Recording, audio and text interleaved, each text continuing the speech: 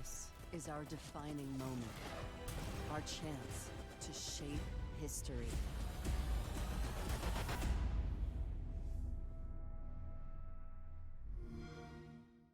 Games play best on Xbox One.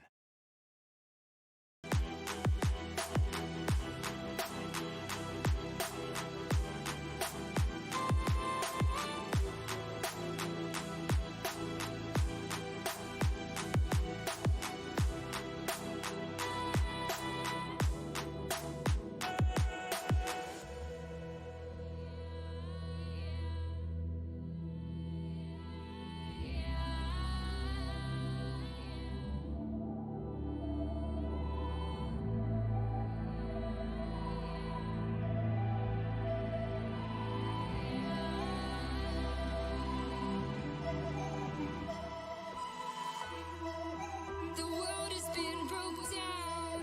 The world is just announced. Final time is now. The final time to bow. But I will not get down. For you can't force me now. Awakening is clear. I could show you how. I could show you how to fight them.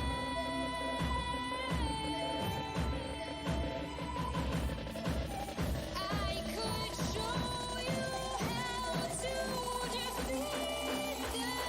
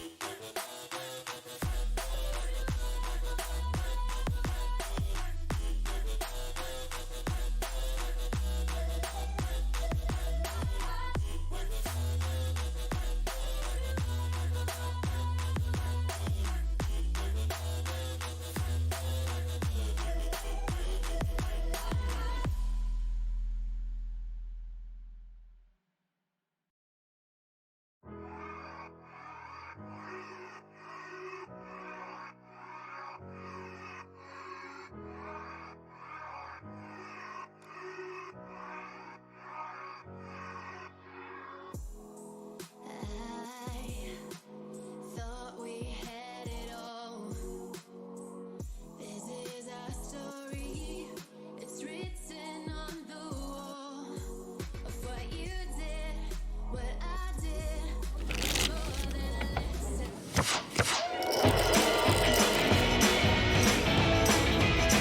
I got all sorts of haters now.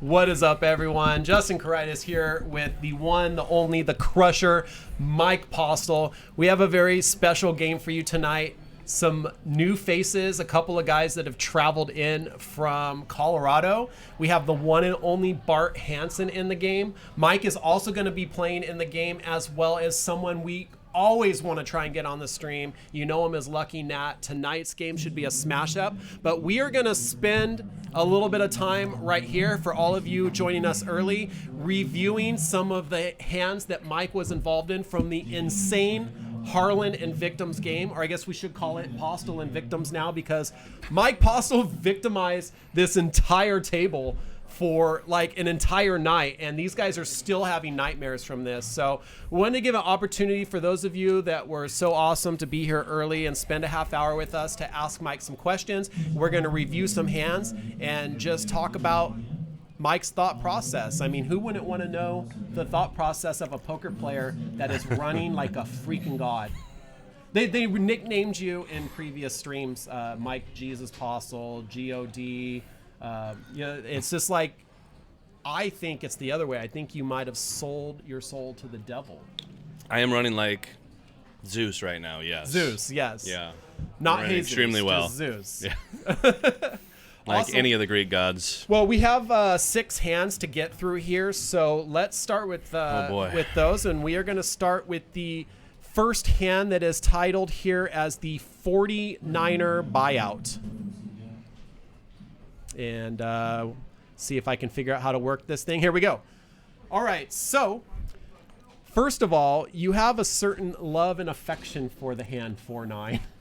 And we could talk about the other one that I immediately thought of is when you were playing the hand and the lights went out and you were playing 4-9 for Jake in order to crack Brian. Do you remember that? That was the 9-5. Oh, that's 9-5. That was the 9-5. That's not even 4-9. So 4-9 is worse. I believe in this one we might have been talking about football. And I'm sure the 49ers were brought up, and then all of a sudden I look at 9-4 and I get urges to play hands like that. And you call 90s. So you're playing against Dave, the Lone Stranger, and Frank the Tank, who have both flop jacks. And you have a 9. Yeah, this one's a little fuzzy. Of course, it got a little fuzzier as the night went on. I had the right mix of wine. I might have done a shot or two. So 10 on the turn here, and Frank decides to take the lead and bet. I don't blame him. Everyone did everything right here. Yeah. 300 is the right bet, right? Yeah, absolutely. I just remember thinking, playing with Frank and Dave and some of these guys a lot certainly helps. And I had a weird feeling that they weren't that strong. And I don't know if... Okay, wait. You had a weird feeling they weren't that strong, mm-hmm. but did you also have a weird feeling that they were stronger than you? Dave checks here. Right? Yeah, I wasn't quite sure what they have. Sometimes the way someone looks at me or the way they check, the way they grab chips, so whatever they do. This look right here. It's just one of those things where I felt like Dave can't call. Okay, I want to stop you real quick because this is on the river. You're second to act in a 3-way pot. You're a dog to both hands, and you have shoved all in here for 11.4K. Thank you so much.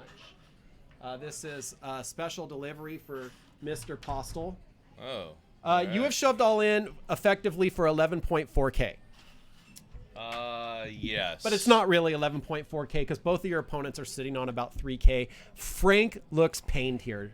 Do you know he's going to lay it down? Is that part of your read? I mean, because, again, you're crushed by both of these guys. Once I went all in and he gave that look, I was confident that he would fold. And I already felt like Dave would fold.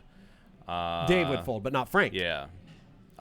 Frank was your wild card? Before I went all in, I wasn't 100% sure on Frank. I was positive. I felt positive on Dave. I just decided that I was going to put him to the test, that they didn't have, definitely not a full house, maybe a small flush at best, and then I would just hope that they folded. And I think we were talking about showing bluffs shortly before that, and I was due to show one. Cheers. Maybe I can get some of that luck from Mike. Yeah. Oh, boy. Yeah, this right here is sometimes how I do insane things. And okay, this next hand that we're going to go over is called I Believe in All Things Postle. And I titled it this because Jake Rosensteel, Veronica Brill were our special guest commentators for the night of this infamous game. And at the point... I don't want to say what point because I don't want to give a spoiler, but at a point something happens in this hand. Jake screams out, I believe in all things Postle. They're asking, do you believe in Mike? I believe in all things Postle. And this is, I think, ultimately where we got the halo over your head that we just know whatever Postle touches is turning into gold. For everyone who is joining us, we are live right now. This is our pre-show interview with Mike Postle. Feel free as we're watching this to fire some questions there into the chat. We will take questions as well, but in the absence of that, we are going to be just covering some hands from the infamous Harlan and Victims game just last Saturday, where Postle basically treated it like a tournament final table and played until he had every chip on the table. So this next one, here it comes. I believe in everything, Mike Postle. Yes. You remember this one? Oh, yes, I remember this one. Frank with pocket aces, Harlan with pocket eights, Mike is on the button with queen 10 offsuit. It is 290. It's 475 to go. Frank with aces has raised it up, a 3-bet to 475, and there is a Postle flop if I've ever seen one. Now, you don't suspect pocket aces. I mean, he 3-bet. What do you think, an ace king, ace queen? I'm not really thinking at this point. I am before the stream started, I pretty much told a select few, pretty much the whole table, that I wasn't going to fold tonight. And Great. so after saying that and flopping top pair, I definitely can fold top pair on the flop. You can or can't? I can't. Yeah, I can't. Yeah. Can't. Okay, I thought that's right. Okay, so Harlan gets rid of the eights, which is something we absolutely expect. Frank bets another 700 on this flop, which is 100% what he should do, half the pot. And we get this turn card right here. I want to do a Jake. I believe in all things Mike Postle. Praise be to Mike Postle. Holy crap. You turn the queen here and the rest is history. Like, Yeah. and look at you. You don't change anything, and this is one lesson for anyone playing poker. There's no excitement. It's just, yeah, I'll bet.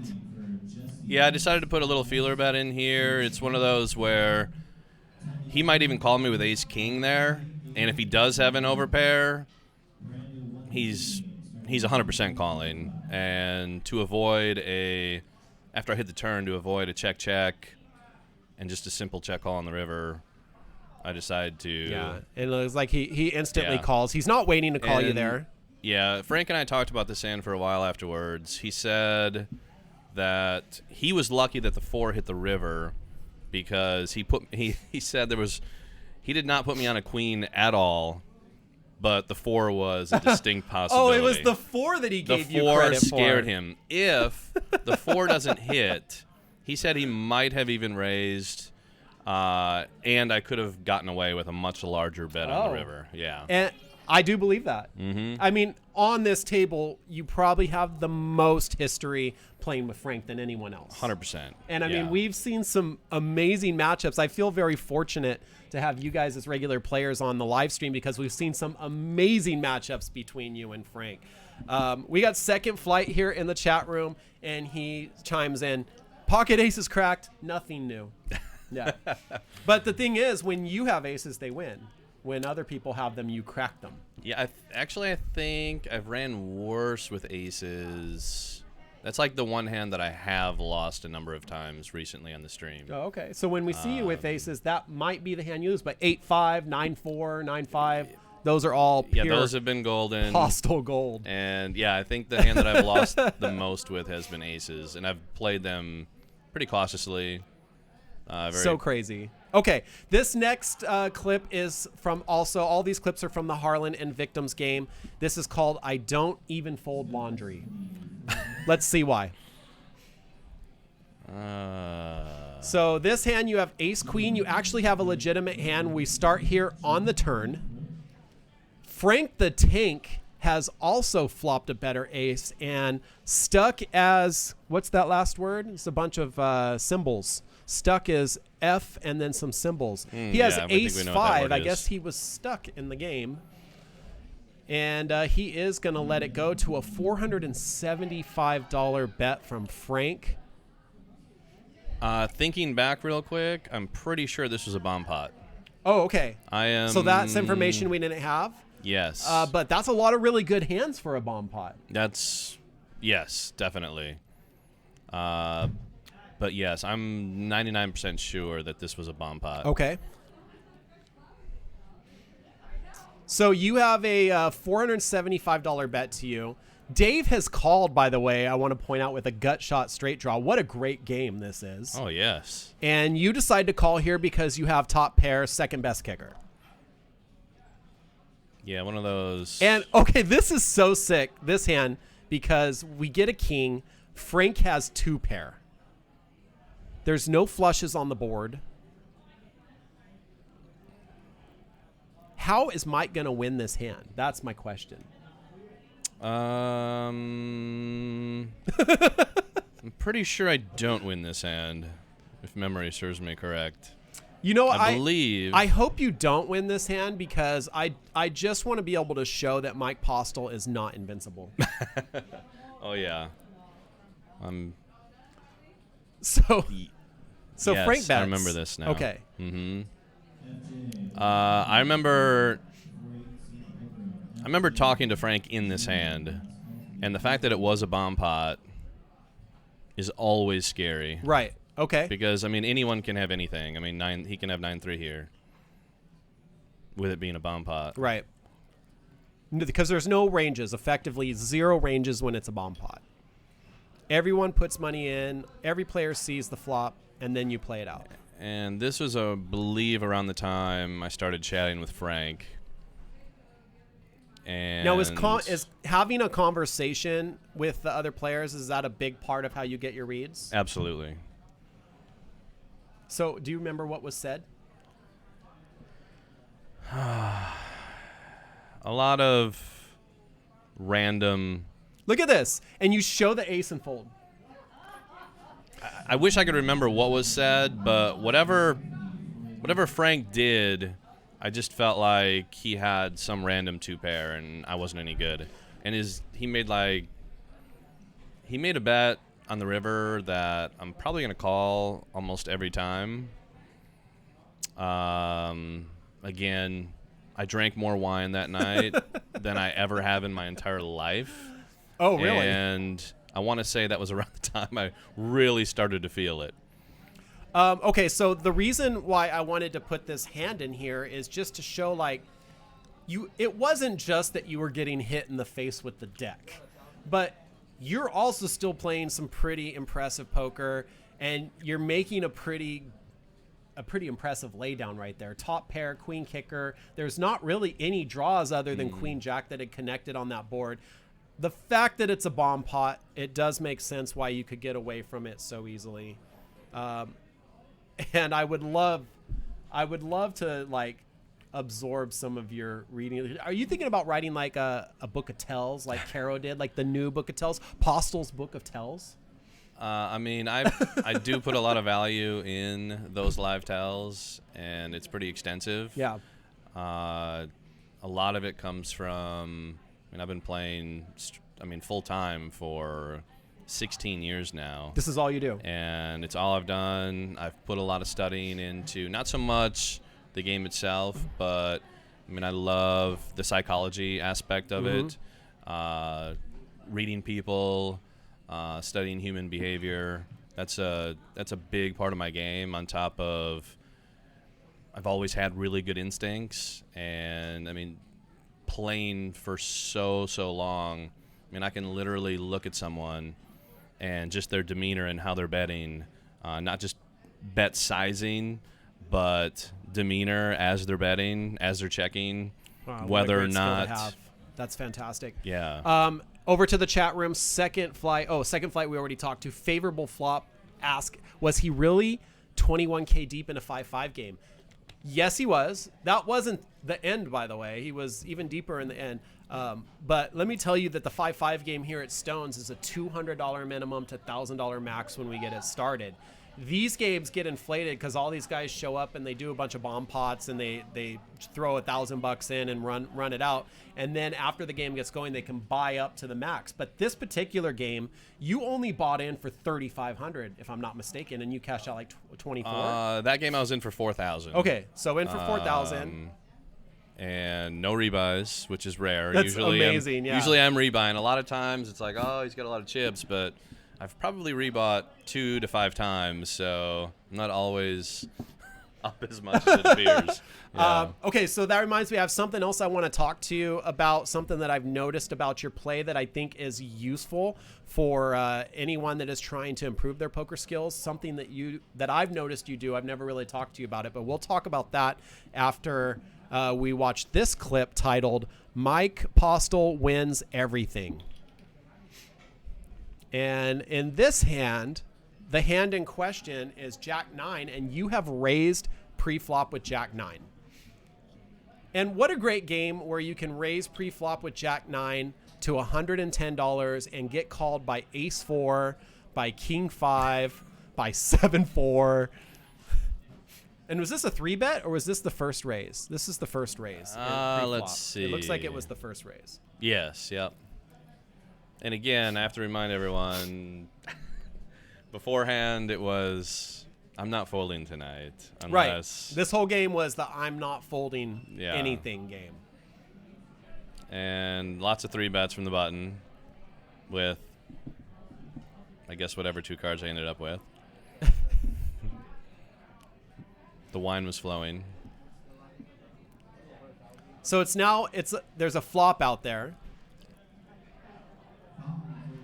You continue to bet. You completely whiff this flop and you stick 235 in, and you still get 3 callers. Yeah, in this one, the wolf calling behind, he can have anything. If he's got a hand, he's raising there. And then with Robert and Paul calling behind, with them just calling, gut shots and one pair combinations were all I was thinking about. Once I turn open-ended, I had just decided that that's like the nuts. Yeah, the open-ended draw is the nuts. If they're checking to me, I'm going to represent the overpair if I remember.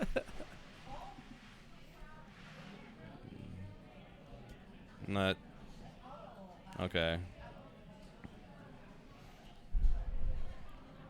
I expected 3 folds here. Okay, so if anyone was going to call me, it would have been you think it's over. The wolf behind me. And he does. Yeah. And I remember watching him here just thinking all of that. And of course I say something to him there and he's laughing. This is where he ends up having a pair and a gut shot, and I'm pretty sure that's what I had put him on. Mm-hmm. Like my favorite hand, like a 6-4. All right, so now your head's up going to the river. Yeah, and my thinking was if this ends up being a brick, I'm firing. Let's cover something here real quick. The wolf is not a tight player. The wolf has a wide range and he's capable of calling light. Yes. So he's stacking up chips here. You have bet 2,000. It looks like 2,000. We'll get an official count here. It's a stack of white. That's probably about 2,000. It was 2,025 or 2,125, something like that. Now the wolf checking makes you bet. If the wolf bets, you just call. You're not, or are you re-raising here? It depends on his bet sizing on the river. I take it back. You don't just call. You have nothing. You're never just calling. Right. You're folding or raising. Yeah. Depending on his bet sizing, if he leads out, I'm either folding or going all in, or raising big. One of those. So you lead out for 2,000 here. You have nothing. You have jack high. And at this point, I'm like, he's got a pair with a gut shot. Like, I'm convinced of that. It's a great read.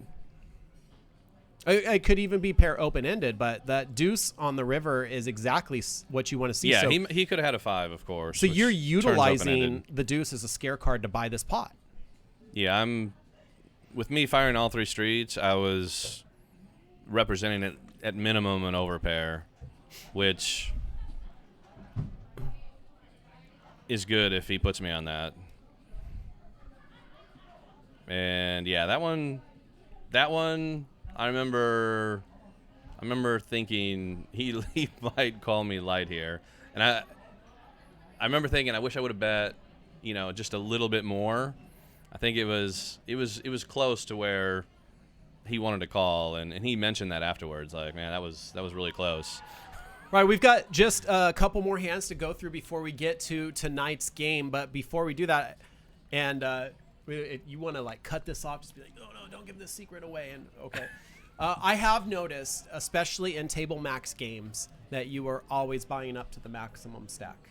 Like if someone wins a big pot, you want that, right? If someone wins another big pot, you're buying up to that. Mm-hmm.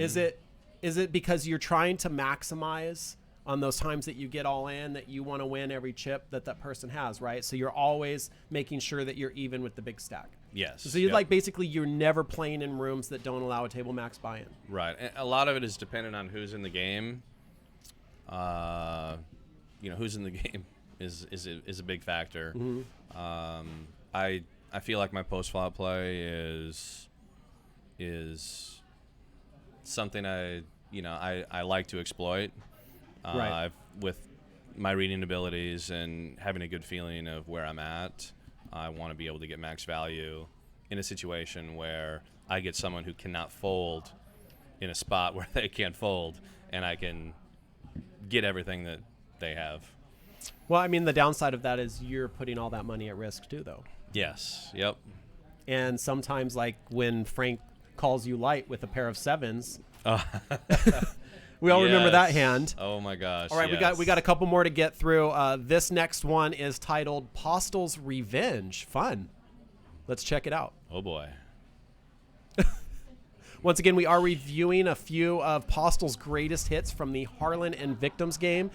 If you guys have any questions for Mike, put them right there in the chat room. We have a couple minutes left before we get to tonight's 5-5 live stream game. Pocket Abe says, forget Postle. I want to hear about Frank's thoughts. We'll get Frank in the booth. Yeah, we'll definitely get Frank in here for a segment. No doubt about it. You know, when we started the stream, Frank was hitting me up like, man, you got to get me on the stream. I really want to play on that. Like, no one knew who he was. I'm on like, the Harlan stream? Frank, I'll make you famous. I'll get you in. Frank is already famous. So I already Definitely remember is, now seeing the hands that are out here. I remember why I called it Postle's Revenge, and we'll talk about that a little bit when we're done wrapping up this hand. But right now we are in a 5-way pot. Frank with a gut shot and Postle. Get there, Postle. Open-ended. You remember this hand, Mike? Yes, I definitely remember this one. I had to put the title and the hands in Postle's Revenge. What could that play. possibly mean? Who could Postle be trying to get revenge on? Who else could it be? Who else?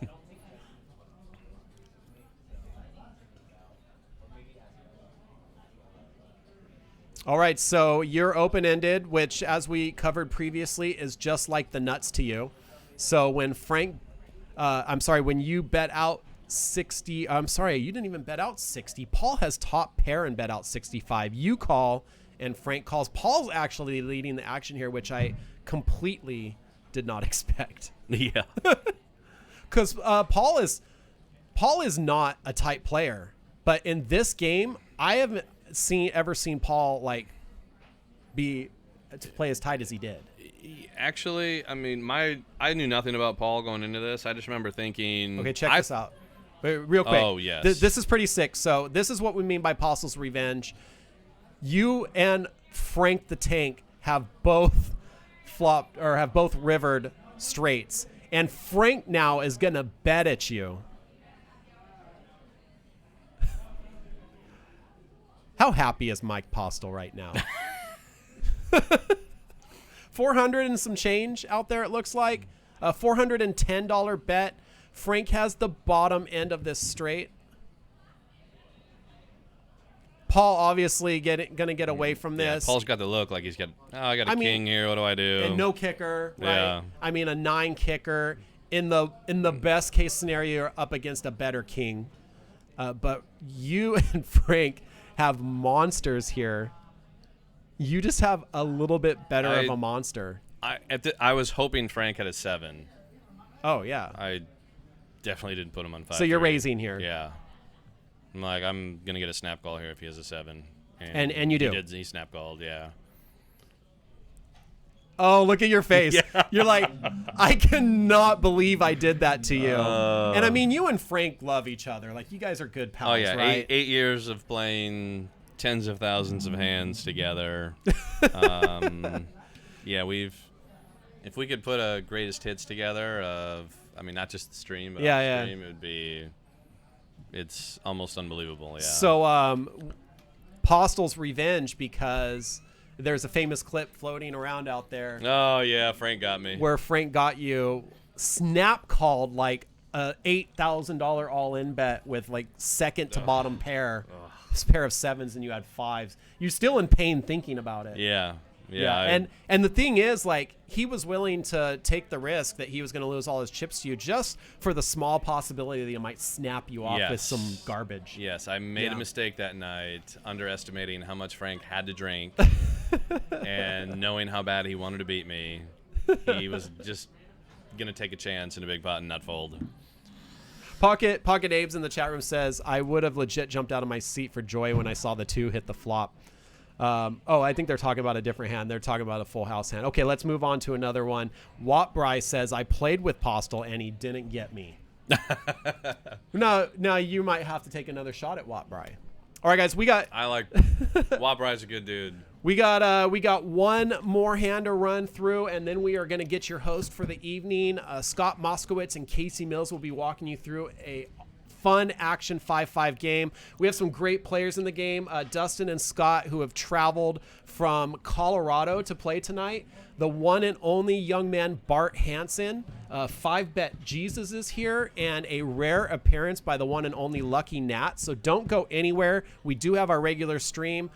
We just wanted to kind of pick Mike's brains. Multiple brains. Mike's brain. We've had a lot of requests just for Mike's thought process. And yeah, so we have this new adjective. You got postled. That's what they're saying. Okay, so this is the last one, and it's called Run It Twice. Let's check out this scene. Run it twice. And Mike in there with another quality hand. We've got 8-5 offsuit. Oh, yes. Yes. And there is another beautiful postle flop. Oh, boy. Do you ever feel bad about doing this to people? Depending on who it is. I've actually played with Aaron quite a bit. I don't think he remembers or knows how much we've played together, but I have played with Aaron quite a bit, and he's an extremely good player. Mm-hmm. Very solid. Yep. He was definitely tilting that night because he was running extremely bad. And I'm jumping ahead to my thinking right okay. here. So you must be jumping out of your seat for joy right here, or not. I don't know. I mean, Yeah. you know Aaron is a good player, so he's probably got quality holdings. And because if that's someone else, I'm probably folding 90+% of the time. Right. With him, knowing him better than he knows me, I just remember thinking immediately, like, wow, he does not do this. He does not do this with an overpair. Any overpair, he's not doing this. If he's got like 9s through jacks, he's probably putting a raise out there, more like a $1,000 raise, not just shoving all in for whatever he went all in for. I mean, he overbet all in quite a bit, if I remember correctly. Is there ever a scenario where you're folding here? Oh yes, definitely. Okay. I'd like ace jack, ace queen, ace king of spades entered my mind, which I'm actually a dog in that situation. But to call, if he's got one of those hands, it's the correct call. I just don't put him on an overpair, and I'm just. That night was, I'm not folding. I'm not folding. I'm not folding tonight. The theme of the night was, I am not folding. Yes. Now, I did notice when Aaron goes all in, he's like covering his face and he's like trying to like keep eye contact away. Is that a tell of weakness right there where he's like trying not to look? Or is that just like you can't get a tell because he's avoiding any sort of interaction or contact with you? Yeah, if I remember right, I couldn't really pick up too much on him, specifically on this hand. Mm-hmm. It was more of, I felt like he was giving it away that he had a big hand when he didn't. Okay. And so you guys have agreed to run it twice here. Yeah. And you make a full house on the first board. And then you get a second board, and if my memory serves me right, you hold up on the second board as well. He was pained when I called. And I mean, I told him, look, we'll do whatever you want. We can run it as many times as you want. I don't care. I pretty much make that deal with everyone now. Like, usually I've always been a run it once guy. Mm-hmm. Because I've ran really bad running it twice. But now I'm just like, whatever you guys want. Whatever you want to do, I'll do whatever you want to do. So it was a great game. If you guys want to watch the full game, we just had 6 special hands featuring Mike Postle. If you guys want to see the whole game, you can go into our YouTube archive or our Twitch archive. We are still in YouTube jail, but we do have our archive up to date. So look for the Harlan and Victims game in January. You can check out the whole thing. Had an hour of OT, 6-hour total poker stream. The whole stream was super insane, sick action. It wasn't just the Mike Postle show. It was a really awesome game to watch. Good lineup. So you can check that out. Yeah, great lineup. probably 60, 70K on the table by the time the night was done, maybe even more. I'm not sure. You had 20K in front of you alone. It was a blur for me. If you haven't done so yet, like, follow, subscribe, follow our content. Don't go anywhere. We're going to take a quick 5-minute break, and we will be back with the Poker Mama, Casey Mills, and Scott Moskowitz, the Hop Grenade, to walk you through. Before we take off, is there any final words you'd like to say? Like, watch out, Postle's coming for you. Something like that? Yeah, just be careful if I've had a lot to drink. And there you go. The key to I never know playing what I'm good doing. poker. Lots and lots of alcohol. Yes. All right, guys, we'll be back in just a couple minutes. Don't go anywhere. We have an awesome lineup for you tonight featuring the one and only Bart Hansen from Crush Live Poker is in the game. It's going to be a very exciting one. We'll see you in just a few minutes.